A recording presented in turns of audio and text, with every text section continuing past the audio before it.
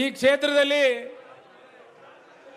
ನಮ್ಮ ಸಮಾಜದ ಮುಖಂಡರುಗಳು ಮತ್ತು ಕಾರ್ಯಕರ್ತರುಗಳು ಮುಂದೆ ಯಾವುದೇ ಕಾರಣಕ್ಕೂ ಕಾಂಗ್ರೆಸ್ ಪಕ್ಷಕ್ಕೆ ವೋಟ್ ಹಾಕಬಾರ್ದು, ಕಾಂಗ್ರೆಸ್ ಪಕ್ಷನ ಬೆಂಬಲಿಸಬಾರ್ದು, ಕಾಂಗ್ರೆಸ್ ಪಕ್ಷ ಸಮಾವೇಶಕ್ಕೂ ಹೋಗಬಾರ್ದು. ಯಾಕೆಂದ್ರೆ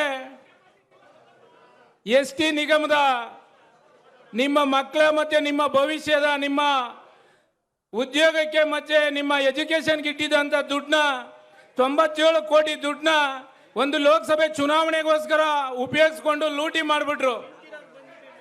ಆದರೆ ನಮ್ಮ ಸಮಾಜದ ಸಚಿವರಾದಂಥ ನಾಗೇಂದ್ರ ಅವರು ಆ ದುಡ್ಡನ್ನ ದುರುಪಯೋಗ ಮಾಡಿ ಜೈಲಿಗೂ ಹೋಗಿ ಬಂದರು.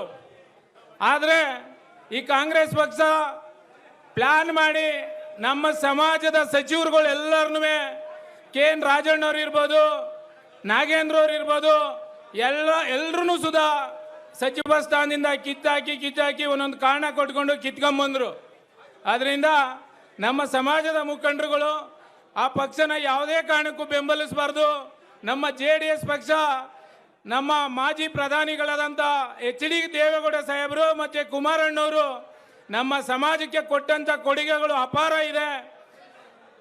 ಮಾಜಿ ಪ್ರಧಾನಿಗಳು 1991-92ರಲ್ಲಿ ಮೊಟ್ಟ ಮೊದಲ ಬಾರಿಗೆ ಲೋಕಸಭೆಗೆ ಹೋದಂಥ ಸಂದರ್ಭದಲ್ಲಿ ನಮ್ಮ ಸಮಾಜಕ್ಕೆ ಒಂದು ಒಳ್ಳೆ ಮೀಸಲಾತಿನ ತಂದುಕೊಟ್ಟಿದ್ದು ಮಾಜಿ ಪ್ರಧಾನಿ ಚಂದ್ರಶೇಖರ್ ಅವರ ಕಾಲದಲ್ಲಿ ಸುಗ್ರೀವಾಜ್ಞೆ ಹೊರಡಿಸಿ ನಮ್ಮ ಸಮಾಜಕ್ಕೆ ಒಂದು ಮೀಸಲಾತಿನ ಇಡೀ ರಾಜ್ಯಾದ್ಯಂತ ತಂದುಕೊಟ್ರು.